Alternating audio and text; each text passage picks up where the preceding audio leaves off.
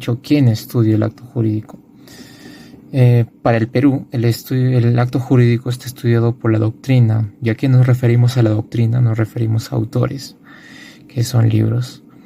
Por ejemplo, los autores que más resalta en el acto jurídico son Aníbal Torres y Francisco Romero. Ahora sí, ¿qué es el acto jurídico? Es el estudio de una voluntad generadora de relaciones jurídicas. Citando al autor Francisco Romero Montes, nos dice que tiene tres fases el acto jurídico, tres fases. Primero, es la voluntad.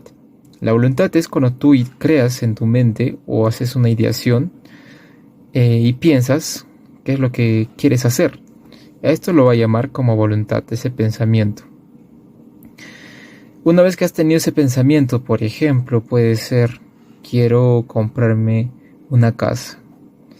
El segundo paso va a ser manifestar. Vas a tener que hablar. Al hacer esto estás manifestando tu voluntad porque estás hablando lo que acabas de pensar. Y como tercer momento tenemos la relación jurídica, que vas a ir a un lugar donde venda la casa o qué sé yo, un lugar de la venta de inmuebles y le vas a decir quiero una casa. Al haber manifestado quiero una casa, haces una relación jurídica y compras. A esto llamamos un acto jurídico. Hay que tener en cuenta que el derecho, ¿para qué ha nacido? Ha nacido para regular la vida del hombre en la sociedad. Igual forma, las relaciones jurídicas que nacen de esta sociedad se materializan de dos formas.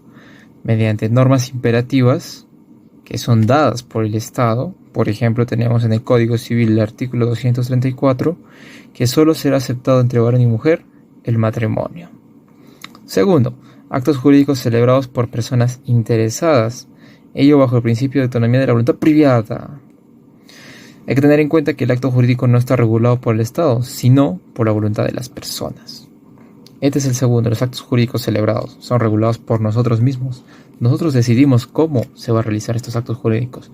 Nosotros vamos a decir cómo va a ser la forma, dónde vamos a realizarlo, con quién no, todo. Igual forma tenemos el génesis del acto jurídico, que el acto jurídico hay que tener en cuenta que no es romano. Para Aníbal Torres, los romanos conocieron las instituciones jurídicas particulares, o sea que eran matrimonio, testamento, contratos, pero no conocieron una teoría general del acto jurídico. Entonces, ¿dónde encontramos el génesis? El génesis encontramos específicamente francés, Touillet. Por ejemplo, en el Código francés de 1844, las relaciones jurídicas que se daban, conocemos hoy día que es un acto jurídico, se da a través de la convención, entendiéndose como un acuerdo de voluntades entre dos partes, ¿no? Pero habría un acto, acá se discutía algo muy interesante, decía, podía haber un acto jurídico, mejor dicho, en ese tiempo habría convención de una sola parte.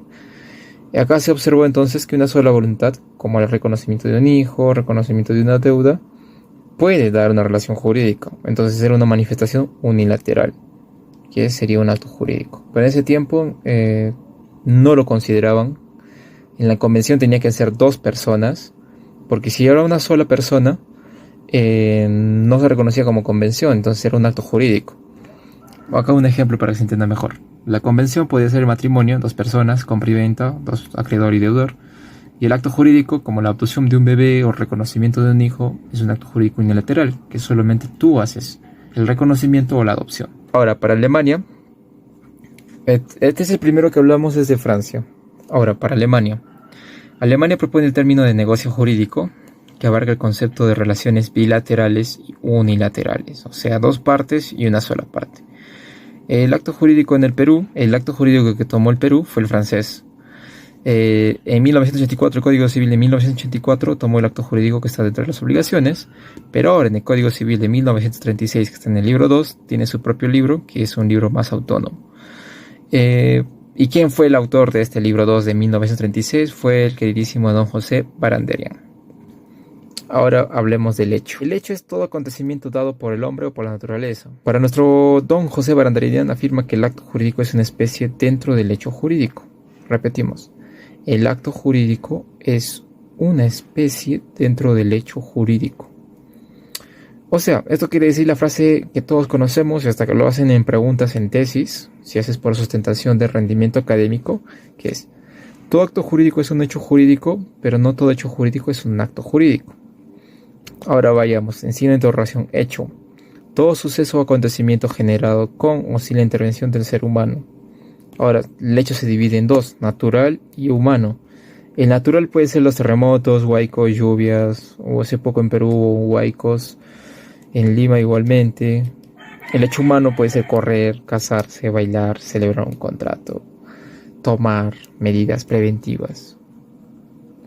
Para que le tomen una foto, si desean.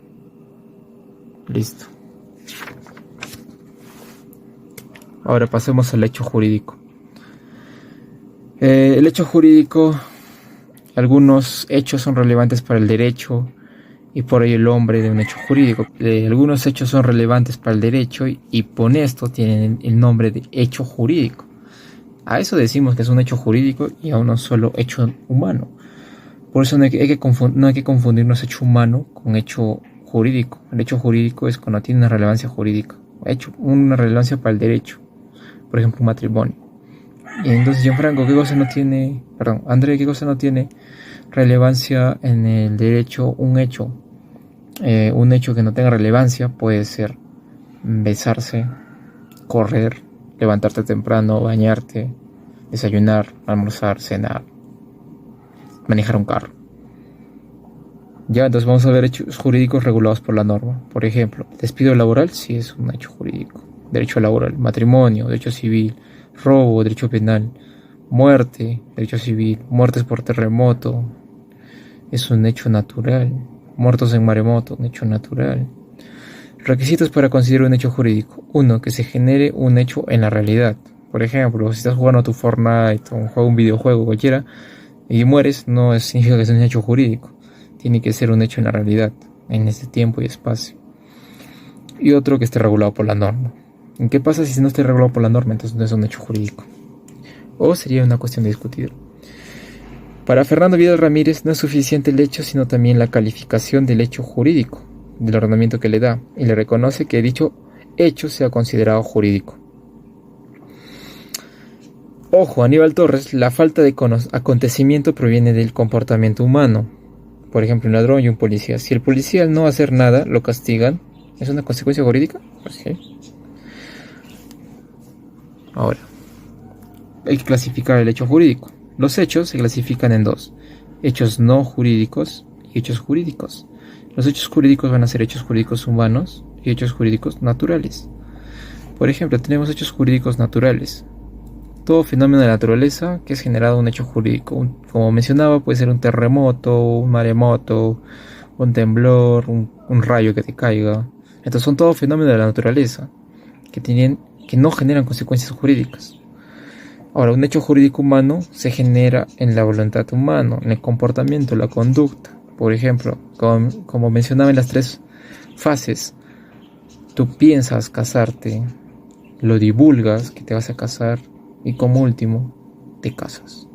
Produciste una consecuencia jurídica, entonces es un hecho jurídico humano. El hecho jurídico está regulado por la doctrina. En Argentina está regulado el hecho jurídico en su código. Los hechos jurídicos humanos son denominados actos humanos. Hay que tener en cuenta eso.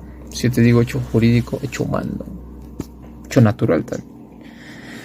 Por ejemplo, el aluvión y la abulsión. ¿Qué es la aluvión? Es la unión de tierras que incrementan, que se forman sucesivamente en fondos situados en ríos o en torrentes.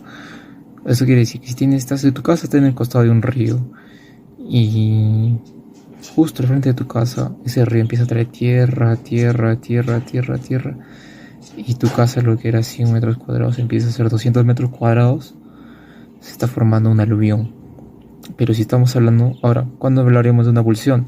Es cuando la fuerza del río arranca una porción considerable y reconocible en un campo ribereño y lo lleva a otro propietario.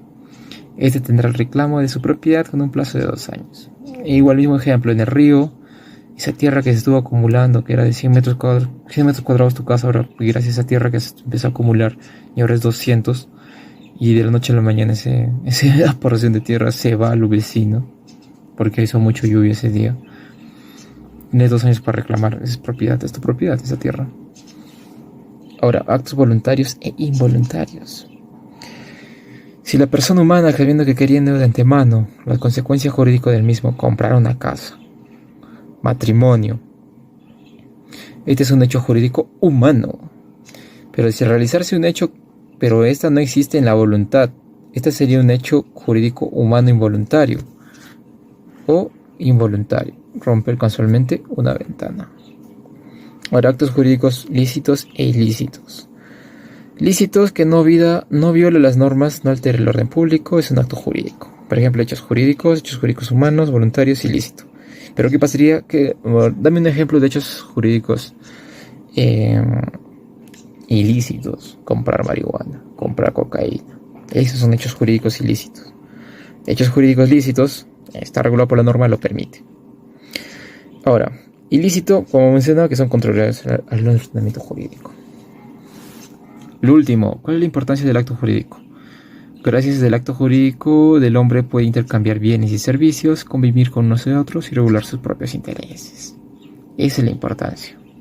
¿Qué bienes puedo cambiar? Cualquier bien que tengas a tu nombre, o bienes de terceros. ¿Qué servicios puedo contratar? A un pintor, a un médico, un abogado, un electricista, arquitecto, ingeniero, de todo. El Código Civil de 1236 tenía un libro, pero se agregaron 2 libros más al actual, del 1984, que se llama Representación Voluntaria e Interpretación del Acto Jurídico. Aquí te dejo una lista de los libros recomendados, que son 4 si quieres expandir más tus conocimientos, que explican más a detalle, ejemplos, jurisprudencia, casos, etc. Esta es la primera semana que se acaba de llevar, la primera semana. En el siguiente video, la segunda semana. Gracias.